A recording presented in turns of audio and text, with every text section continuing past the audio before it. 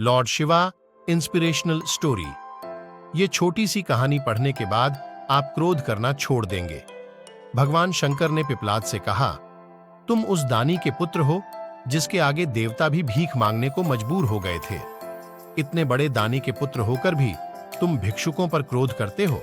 महर्षि दादीजी के पुत्र का नाम था पिपलाद। चूंकि वह सिर्फ पीपल का फल ही खाया करते थे, इसलिए उन्हें पिपलाद के नाम से पुकारा जाता था। अपने पिता की तरह पिपलाद भी बहुत तेजवान और तपस्वी था।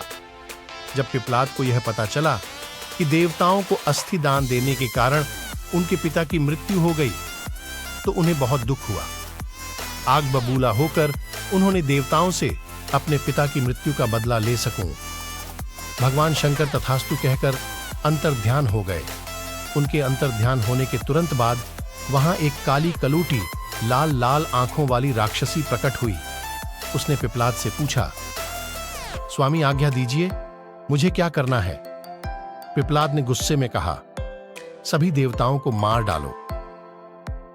आदेश मिलते ही राक्षसी पिपलाद की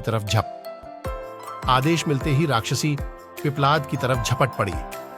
पिपलाद अचंभित हो चीख पड़ा, ये क्या कर रही हो? इस पर राक्षसी ने कहा, स्वामी, अभी अभी आपने ही तो मुझे आदेश दिया है कि सभी देवताओं को मार डालो। मुझे तो सृष्टि के हर कण में किसी न किसी का वास नजर आता है। सच तो यह है कि आपके शरीर के हर अंग में भी कई देवता दिख रहे हैं मुझे, और इसीलिए मैंने सोचा कि क्यों ना शुरुआत आपसे ही करूं। पिपलाद भयभीत हो उठे। उन्होंने फिर से शंकर भगवान की तपस्या की। भगवान फिर प्रकट हुए।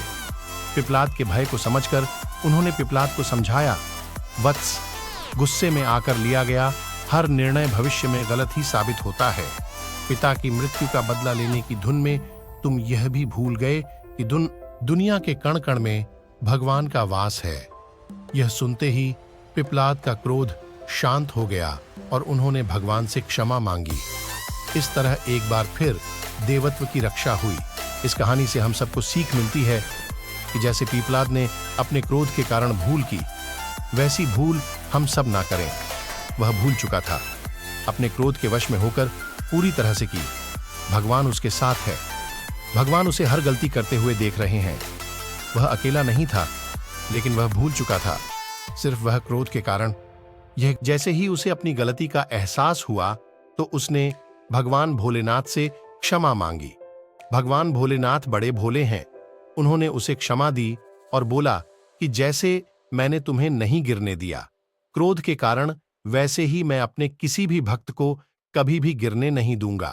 इसी तरह की वीडियो देखने के लिए हमारे चैनल को लाइक और सब्सक्राइब जरूर करें।